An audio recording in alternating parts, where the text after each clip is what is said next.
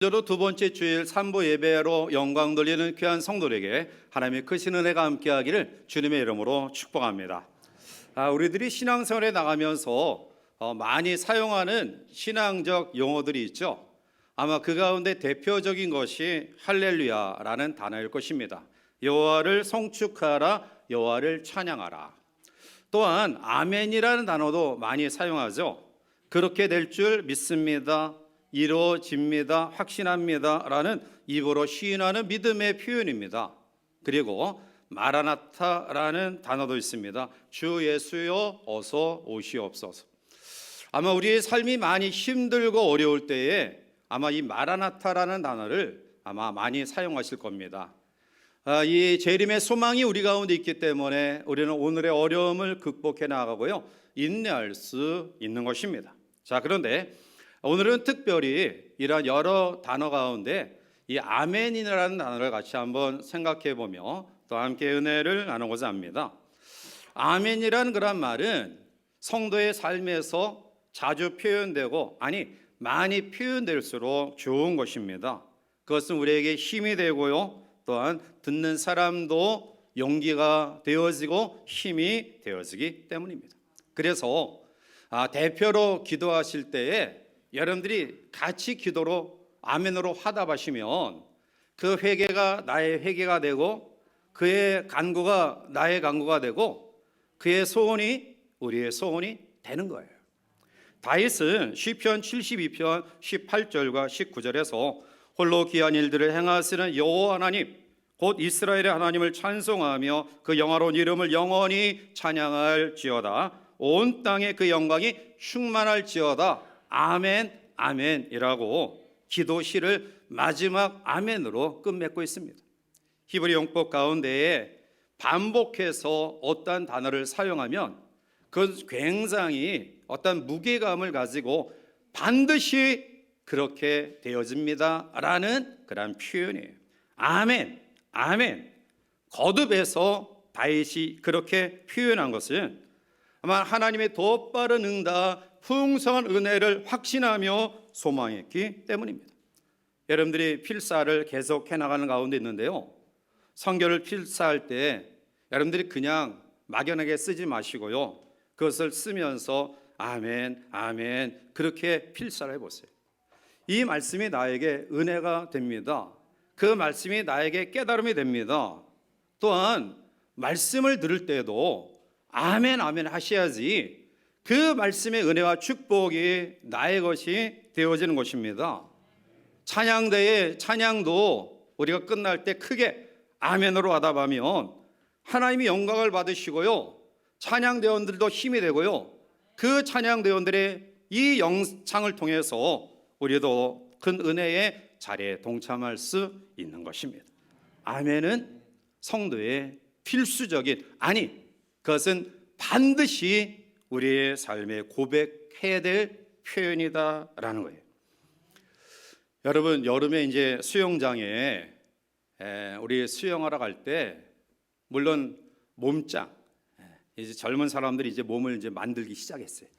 왜냐하면 자기 몸을 자랑하려고. 그런데 사실 우리가 바닷가에 가는 이유, 수영장에 가는 이유가 단순히 몸을 자랑하기 위해서, 아름다운 몸매를 뽐내기 위해서, 아니면 내가 입은 이 수영복이 비싸다는 것을 자랑하기 위해 가는 것 아니죠. 수영장에 가면 수영해야 돼요.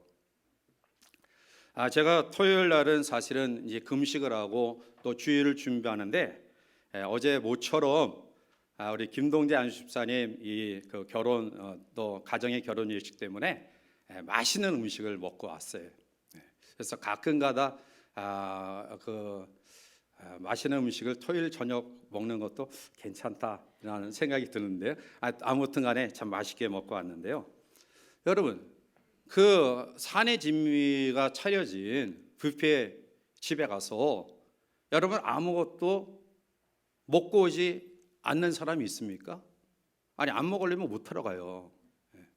식당에 가서 맛있는 음식 시켜놓고 먹어야죠. 그것이 나의 영양이 되죠. 특별히 코로나가 우리 신앙의 여러 가지 것들에 대해서 참 아쉬움을 가져다 주는데요, 이 마스크, 마스크를 끼게 된 이후부터 찬양 소리가 작아졌어요. 아멘 소리가 잘 안 나와요. 그래도 제가 여러분들 잘 이렇게 보면 이분은 지금 찬양을 하고 있구나. 이분은 꾹 입 다물고 가만히 있구나. 다 보여요. 다 알아요. 여러분, 수영장 가서 수영하지 않고 뷔페 음식집 차려진 집에 가서 먹지 않으려면 못하러 가요. 갈 이유가 없잖아요. 아멘과 할렐루야는 영적인 영양분을 공급받는 수저와 젓가락이에요. 그런데 이것을 아무런 그러한 도구로 우리가 받아들이지 않냐고 입 딱 다물고 예배 시작 처음부터 끝까지 뚫어지게 저 쳐다보면 뭐예요? 뭐 여러분들이 쳐다본다고 제 이마가 뭐 안 빛날 것 같아요? 아멘 할렐루야.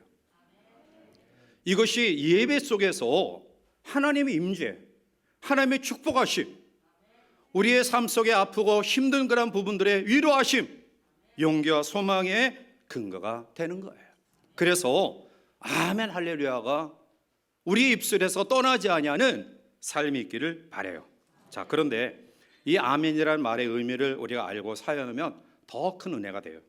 우리 말에는 진실하다, 또 믿는다라는 그런 표현이 다른 단어로 사용되어져요.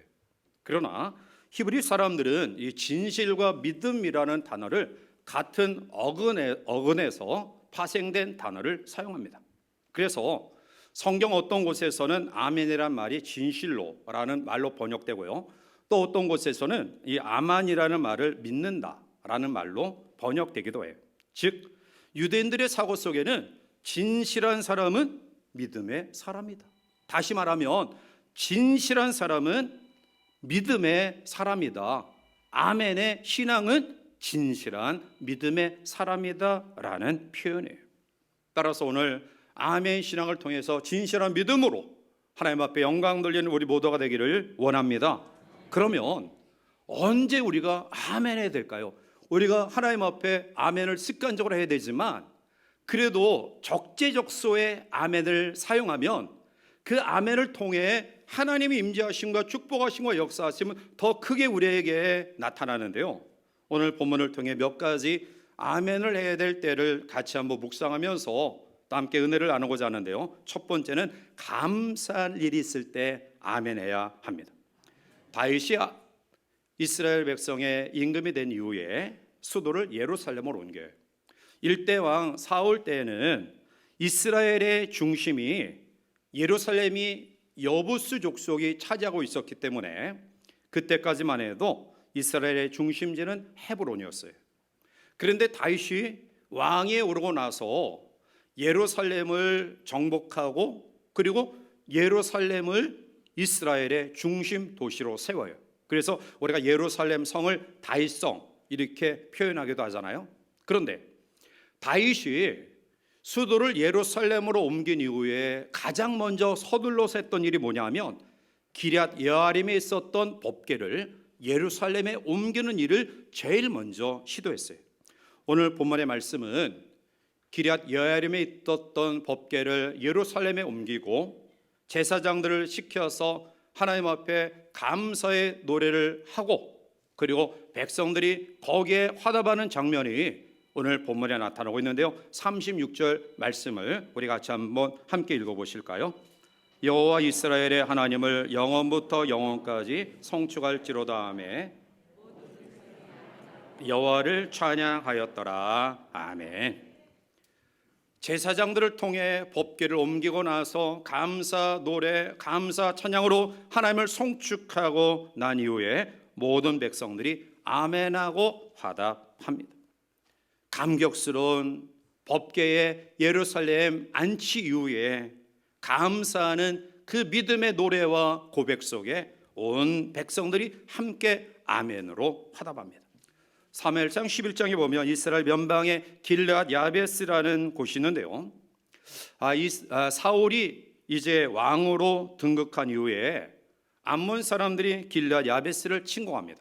그리고 점령한 이후에 길르앗 야베스 사람들의 항복을 받아들이지 아니하고 모든 사람의 오른 눈을 빼겠다라고 이야기해요. 다급해진 야베스 사람들이 사울에게 도움을 요청해요. 사울이 군대를 이끌고 가 암몬 사람들을 정복합니다. 그리고 야베스 사람들을 이제 구출해내요. 그 40년의 세월이 흐릅니다. 사무엘상 31장에 보면 사울이 블레셋에서 싸움에 지고 그는 길보아에서 전사합니다. 그리고 블레셋 사람들은 사울의 시신을 벳산 성벽 꼭대기에 달아놔 오호하는 사람들이 보며 비웃도록 했어요. 자기들이 섬겼던 왕이 비참하게 죽어가고 많은 사람들의 조롱거리가 된 가운데서도 이스라엘 백성들은 한 사람도 움직일 수 없었습니다. 두렵기 때문에. 그런데 그때 길앗 야베스 사람들 가운데 일부가 이 일에 참여하기를 원했고요. 또 함께 했던 민족들이 아멘으로 화답하면서 그들은 사울의 시신을 밤에 몰래 가져다가 장례를 치러 줍니다.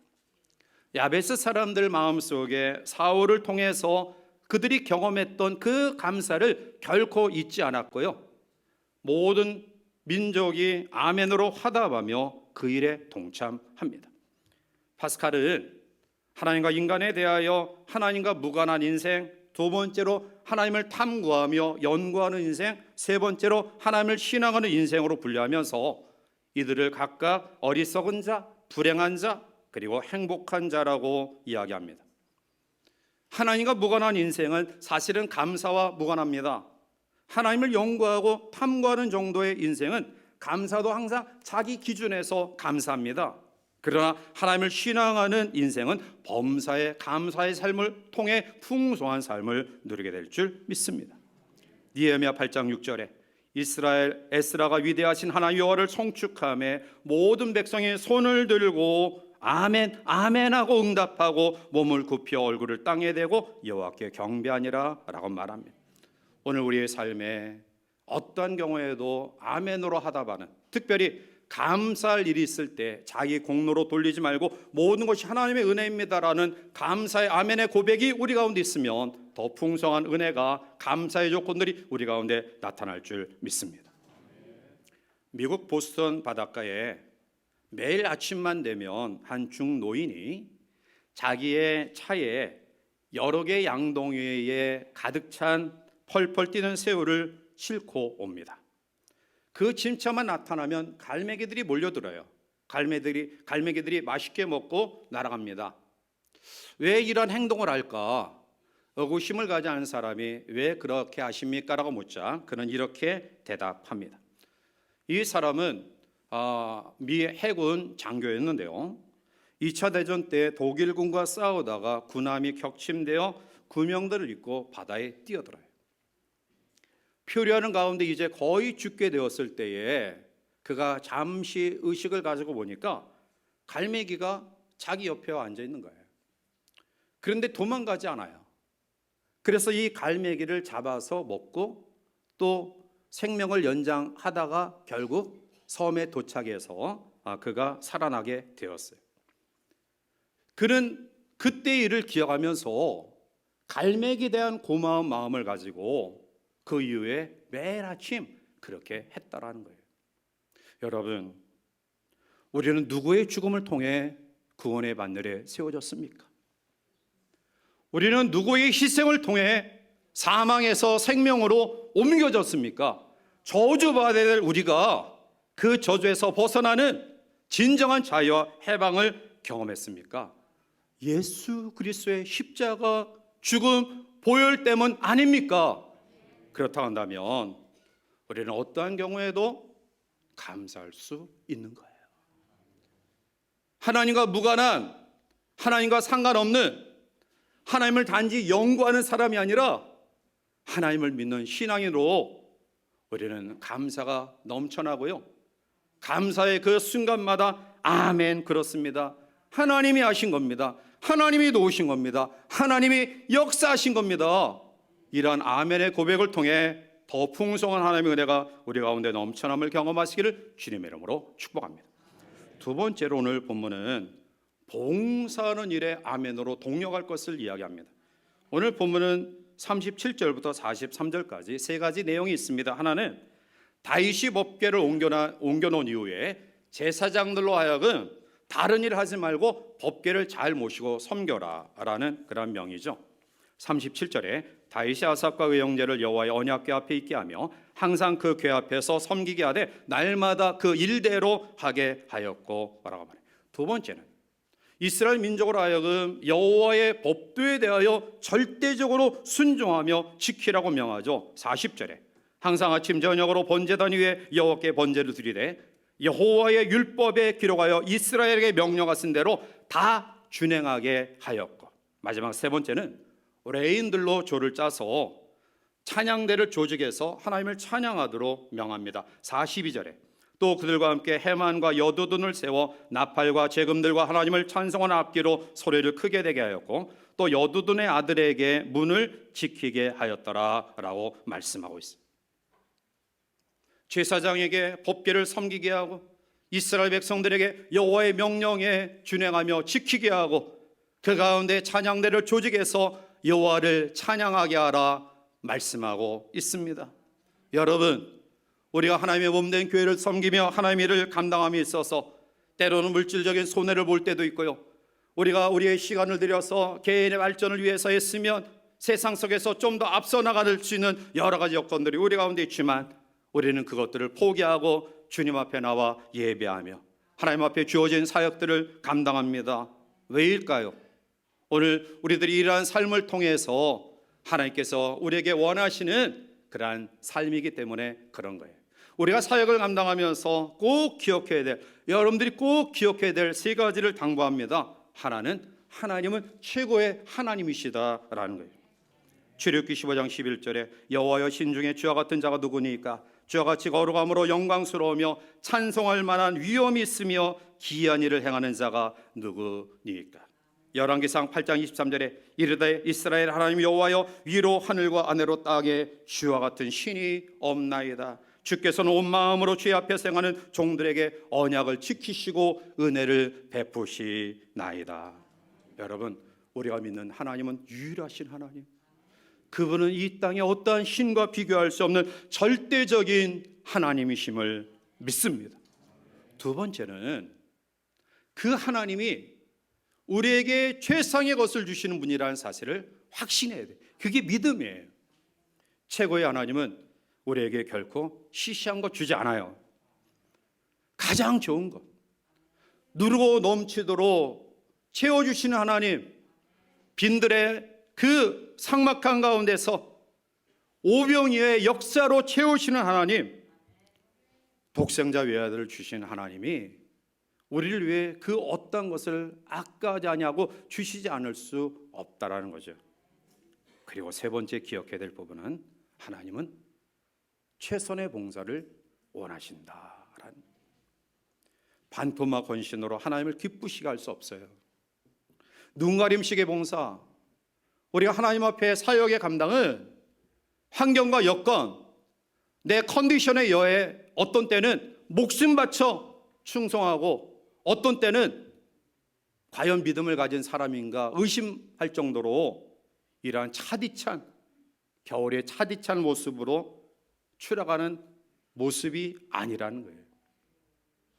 사랑하는 성도 여러분들이요, 하나님 앞에 최고의 하나님, 최상의 것을 허락하시는 하나님은 우리에게 최선의 것을 원하십니다.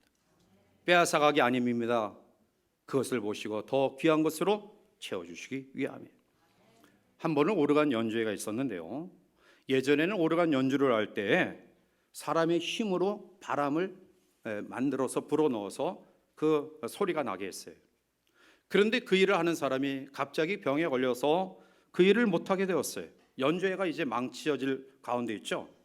그런데 그 자리에 참석한 유명한 작곡가가 그것을 알고 자기가 그 일을 하겠다라고 나서요. 그 가운데 참석한 제자들이 아니 선생님, 훌륭하신 분이 왜 그런 하찮은 일을 하십니까? 라고 만류하자 그분은 이렇게 이야기합니다.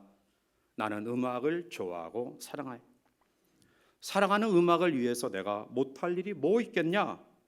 내가 좋아하는, 내가 사랑하는 음악을 위해 하는 일인데 하찮고 천한 일이 어디 있겠냐? 여러분, 여러분이 좋아하시는 분이 누구예요? 하나님 아니세요? 여러분들이 사랑하시는 분이 누굽니까? 우리를 위해서 죽으신 예수 그리스도 아니십니까? 내가 좋아하는 하나님, 내가 사랑하는 예수님을 위해서 못다할 일이 어디 있느냐라는 거예요. 여러분, 교회 일이 쉽지 않습니다. 특별히 사역은 우리의 물질과 시간과 우리의 몸을 투자해야 됩니다.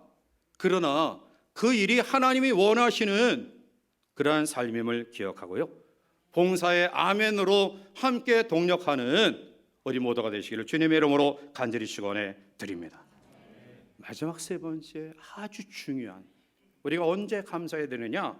그것은 가정을 위한, 가정을 복되게 할 때, 가정을 축복된 일로 만들어 나갈 때 아멘, 아멘, 긍정적인 믿음의 고백으로 가정을 세워 나가야 될 줄 믿습니다.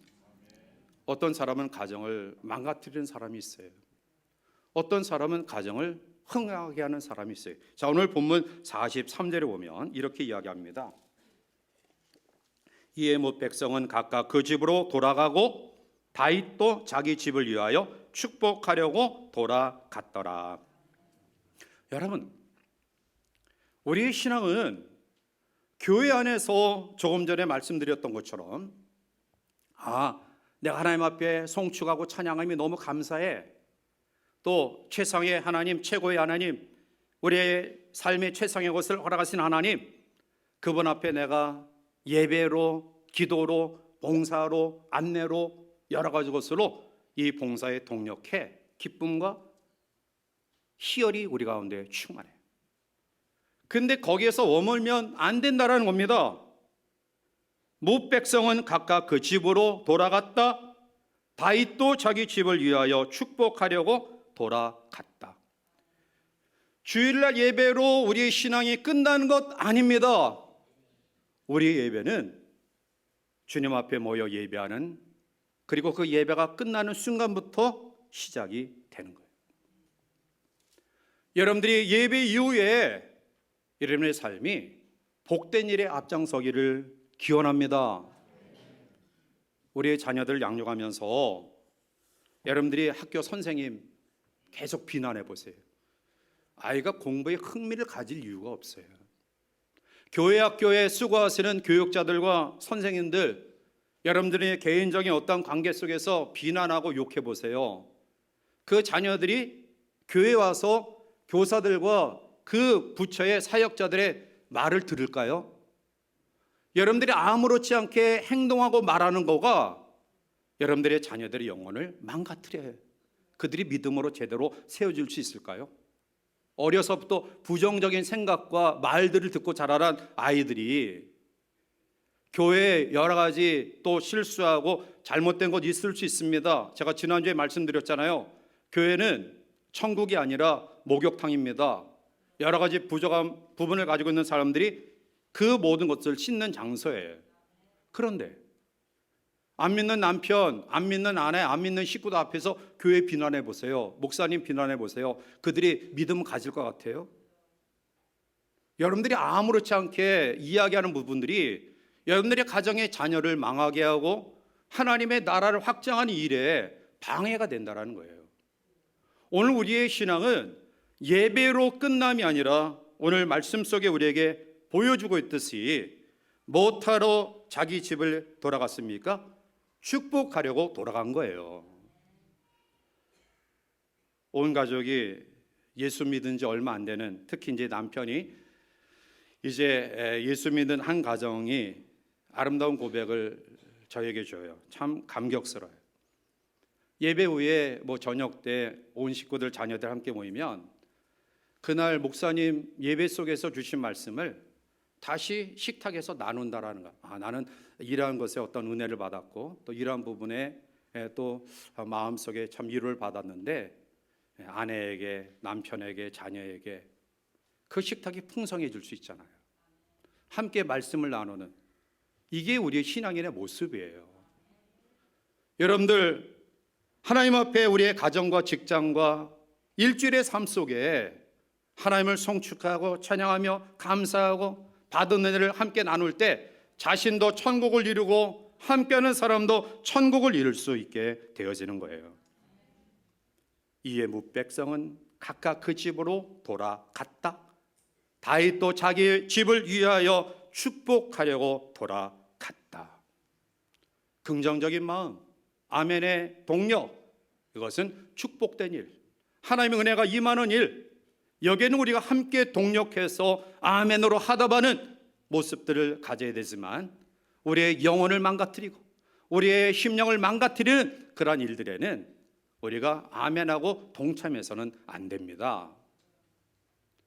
우리의 가정, 우리의 직장, 우리의 삶이 하나님의 놀라운 축복의 공동체로 세운 일에 아멘 동력하여 그 하나님의 놀라운 은혜가 우리를 통해 우리의 가정에, 우리의 직장과 우리 주변에 점점 차고 흘러 넘치는 역사가 우리 가운데 있기를 주님의 이름으로 축복합니다. 말씀을 맺습니다. 아멘은 성도의 특권이에요. 안 믿는 사람에게 아멘 하라고 해보세요. 절대로 죽어도 못해요. 그러나 우리는 아멘을 하나님 앞에 놀라운 특권으로 부여받은 하나님의 사람들이 마음으로, 입으로 아멘하면 믿음의 역사가 일어나고요, 회복의 은혜가 우리 가운데 넘쳐나고요, 하나님께 영광 돌리는 놀라운 축복의 역사가 우리 가운데 나타날 줄 믿습니다. 우리가 항상 아멘 해야 되지만 하나님의 은혜에 대하여 늘 아멘으로, 또 우리의 주어진 사역 속에서 빼지 말고요, 뒤로 미루지 말고요, 뒤처지지 말고요, 함께 아멘으로 동력하시고 예배 후에 우리의 삶의 현장 속에서 하나님의 축복이 우리의 아멘의 신앙을 통해 가정과 자녀와 직장과 함께하는 사람들이 놀라운 은혜를 경험할 수 있는 아멘의 신앙으로 이 한 주간도 당당하게 승리하는 복된 성도 되시기를 주님의 이름으로 간절히 축원해 드립니다. 기도합니다.